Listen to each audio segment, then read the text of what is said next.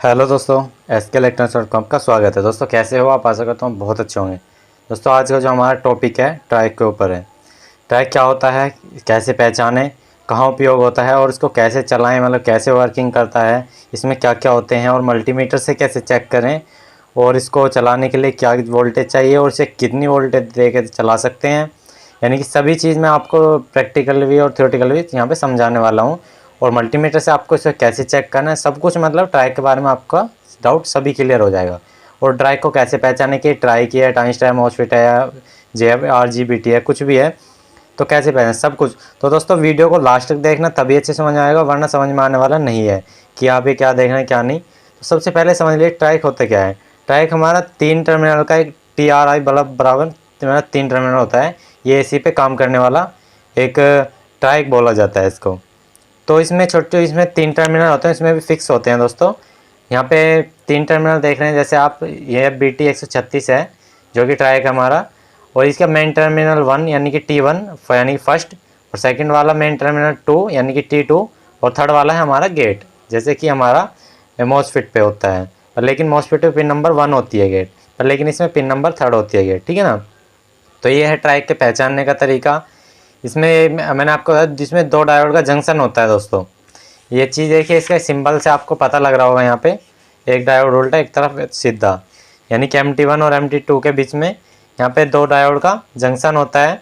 SCR के में output में हम एक ही तरफ से ले सकते हैं, लेकिन इस हम अलग दोनों तरफ से, मतलब अगर हम MT2 पे, मान लिया MT2 पे यहाँ पे हमने वोल्टेज दी कोई भी, और MT1 से हम वोल्टेज ले सकते हैं, लेकिन SCR में ऐसा नहीं होता। पहले मैं SCR की सेपरेट अलग से वीडियो बना दूंगा SCR की, तो वो SCR की आपको कल वीडियो मिल जाएगी। फिलहाल यहाँ ट्राइक के ऊपर बात कर रहे हैं। तो ट्राइक में होता क्या है, अगर हम MT1 से दें यानी कि टर्मिनल 1 से वोल्टेज दें तो टर्मिनल 2 पे हम ले सकते हैं गेट द्वारा, पर यानी कि इसे ड्राइव करा के ट्राइक कर वो करा के, क्या नाम है इसका, आपको गेट पे जब इसकी वो देंगे वोल्टेज हम ट्रिगर कराने के लिए, वो करा के हम इसको यहाँ से यानी टर्मिनल से एक्सचेंज कर सकते हैं, कोई दिक्कत नहीं है। लेकिन SCR में ऐसा नहीं होता है, नहीं बाकी और वगैरह में मतलब और ट्रांजिस्टर या मॉसफेट वगैरह में नहीं होता।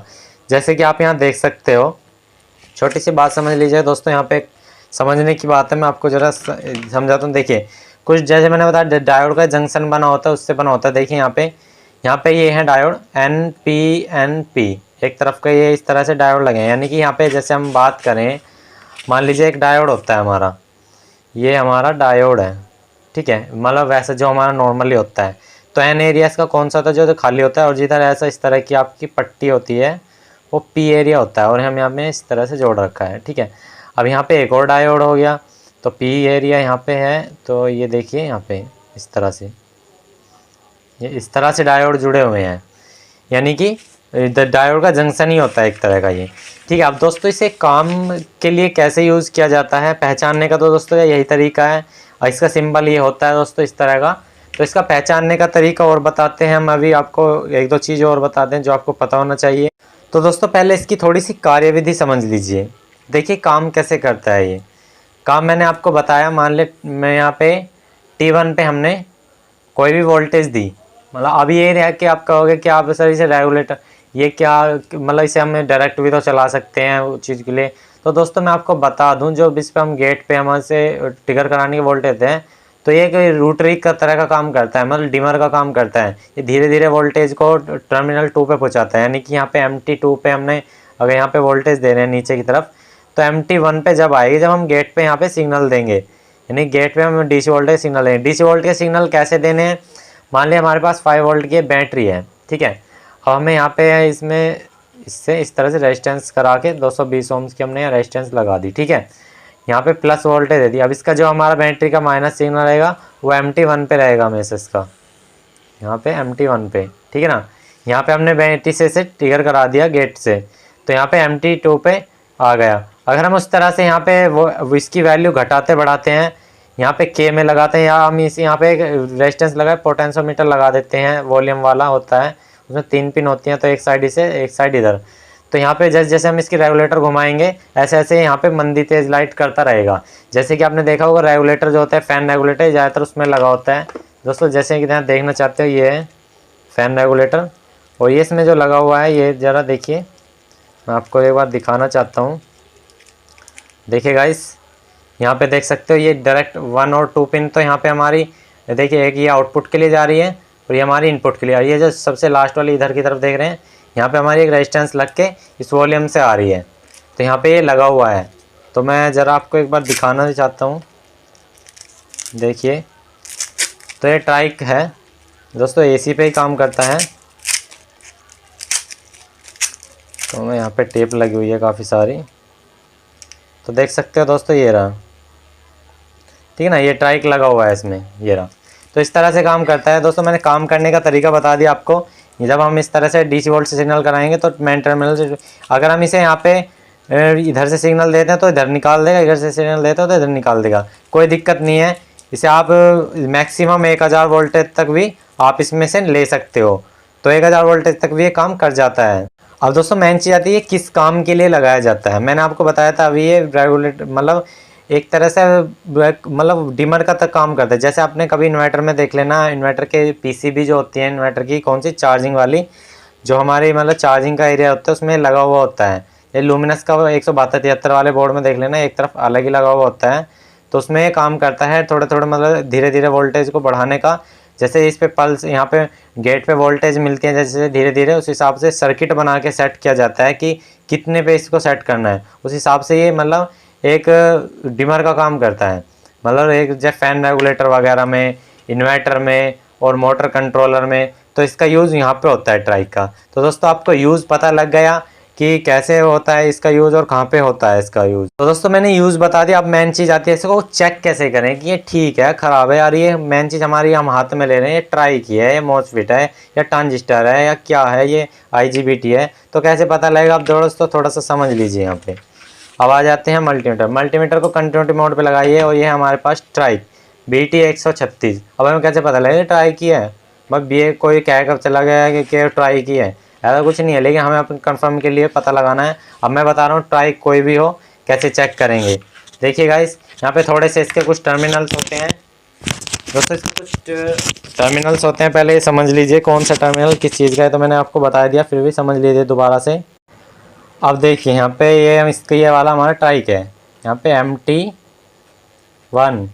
MT2 और ये गेट, ठीक है। इस तरह से इसमें तीनों पिन है, लैग हैं इस तरह से, ठीक है। अब मल्टीमीटर हमने कंटिन्यूटी मोड पे लगाया। अब हम MT1 और गेट पे इसकी कंटिन्यू वो चेक करेंगे रीडिंग, या बनेंगे MT1 और गेट पे इस तरह से। देखिए इस तरह से रीडिंग चेक करेंगे तो यहाँ पे हमको रीडिंग मिलेगी। अगर MT1 और गेट पे हमें इस तरह से बीप साउंड मिल रहा है तो यानी कि शॉर्ट है ये, ठीक है। हम इसे पलट के चेक करते हैं, देखिए यहाँ पे चेक हो जाएगा। लेकिन अगर हम पलट के इस तरह से मॉसफेट ट्रांजिस्टर या IGBT वगैरह पे रेस्ट करें, उस पर नहीं होता है। देखिए MT1 और गेट पे इस तरह से चेक करने पे मिलेगा, और बाकी कोई सी भी पिन पे कोई सा भी कुछ नहीं मिलना चाहिए। देखिए MT1 और MT2 पे इस तरह से चेक कर रहे हैं, कोई भी कंटिन्यूटी नहीं है, ना कोई रीडिंग है। देखिए इस तरह से MT1 और MT2 पे हमें कोई भी रीडिंग नहीं मिलनी चाहिए।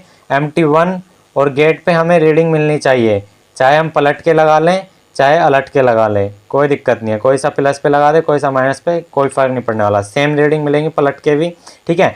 MT1 और गेट पे अगर हमें रीडिंग मिल रही है तो सही है, और MT1 और MT2 पे कोई रीडिंग मिल रही है तो गलत है। अगर हमें रीडिंग मिल रही है तो यानी कि अगर हमें यहाँ पे रीडिंग मिल रही है इस पे MT1 और MT2 पे, तो हमारा लीक है, यानी कि वो भी ख़राब है। अगर हमारे यहाँ पे इस पर बीप साउंड आ रहा है तो भी ख़राब है MT1 और MT2 पे, ठीक है दोस्तों।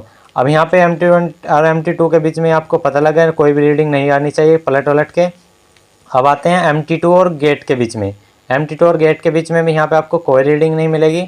पलट के देख लेते हैं, देखिए दोस्तों, पलट के भी हमें कोई रीडिंग नहीं मिलेगी। अगर यहाँ पे हमें रीडिंग मिल रही है MT2 और गेट पर, MT2 और गेट पर भी कोई रीडिंग मिल रही है तो ये हमारा लीक है। अगर बीप साउंड आ रहा है तो हमारा शॉर्ट है। अगर यहाँ पे दोस्तों अब मेन चीज़ आती है, तो मैंने बता दिया MT1 और गेट पे अगर हमें यहाँ पे ये चीज़ रीडिंग नहीं मिल रही तो उस कंडीशन में आपका ये ओपन है, यानी कि फट चुका है, यानी कि ख़राब हो चुका है। अगर MT1 और गेट पे हमें इस तरह से रीडिंग नहीं मिल रही तो बता रहे मैंने, ठीक है ना, बीप साउंड आ रहा है या फिर कोई ज़्यादा मतलब 100-125 रीडिंग आएंगे तो भी हमारा ये लीक है, ख़राब है, यानी कि ठीक है। यानी कि फर्स्ट और सेकंड पिन पे तो आपको कोई भी रीडिंग नहीं आएगी, पलट के देख लो या अलट के देख लो, कैसे भी लगा लो। MT1 और गेट पे पलट पलट के जैसे भी लगा लो रीडिंग मिलेगी, तो हमारा ये 100% ट्राइक है। ठीक है ना। तो ट्राइक की यही पहचान है, MT1 और गेट पे इस तरह से आपको रीडिंग मिलेगी, पलट के कैसी भी लगा लो, और बाकी आपको कहीं भी कैसे भी किसी भी तरह से नहीं मिलेगी। देखिए कहीं पे भी कैसे भी। तो ये इसकी ट्राइक की पहचान होती है। तो आई होप आपको दोस्तों ये पसंद समझ गया होगा कि ट्राइक कैसे चेक करते हैं, काम क्या करता है, सभी चीज़ मैंने आपको बता दी। काम ट्राइक का यही होता है, छोटे आराम से मतलब डिमर का काम करता है, एक तरह का रेगुलेटर, मतलब फैन को एडजस्ट करने के लिए, मतलब वोल्टेज एडजस्ट करने के लिए। MT1 और गेट पे ही सिर्फ इसकी कंटिन्यूटी मिलती है। अगर MT1 और MT2 पे आपकी कोई शॉर्टिंग हो या लीकेज हो या करंट आपको कम ज़्यादा मतलब रीडिंग आ रही है, तो वो ख़राब है MT1 और MT2 पे। MT1 और गेट पे वो जो हमें रीडिंग मिल रही है तो ओके है, कोई समस्या नहीं है। यानी कि पिन नंबर फर्स्ट और पिन नंबर थर्ड पे हमें रीडिंग मिल रही है तो ये हमारा ट्राइक है। और फर्स्ट और सेकंड पे हमें कोई रीडिंग वगैरह नहीं मिलनी चाहिए किसी भी तरह से, यानी कि अलट के चाहे पलट के किसी भी तरह से। ठीक है दोस्तों, आपको समझ में आ गया होगा कि मैंने आपको क्या क्या बताया। तो दोस्तों मैंने इसका काम बता दिया, पहचानने का तरीका बता दिया, चेक करने का तरीका बता दिया, और इसको कैसे चलाते हैं वो तरीका बता दिया। तो सभी चीज़ ट्राइक में यही है और भी कुछ भी नहीं है। ये 3 पिन का इस तरह का होता है ट्रांजिस्टर की तरह देखने में, लेकिन ये काम अलग करता है। MT1 पे वोल्टेज दे दो तो MT2 पे मिल जाएगी, MT2 पे दे दो तो MT1 पे मिल जाएगी। ऐसा कुछ नहीं है कि IGBT की तरह है तो उस पर 1 पे देंगे तो 2 पे मिलनी चाहिए, तो वो प्रॉपर फिक्स है, या मॉसफेट में प्रॉपर फिक्स है। तो इसमें दोस्तों यही होते हैं 3 टर्मिनल, MT1 और MT2 और गेट। इसी तरह से मैंने आपको सब चीज़ें बता दी। तो आई होप आपको दोस्तों वीडियो पसंद आई होगी। वीडियो पसंद आई तो प्लीज़ वीडियो को लाइक कर अपने दोस्तों में शेयर करना, और कुछ प्रॉब्लम रहेगी तो आप ज़रूर मुझे कमेंट में बता के जाना। सर अगर कोई गलती होगी तो माफ़ करना दोस्तों। आज के लिए इतना ही। जय हिंद, वंदे मातरम, जय श्री राम दोस्तों।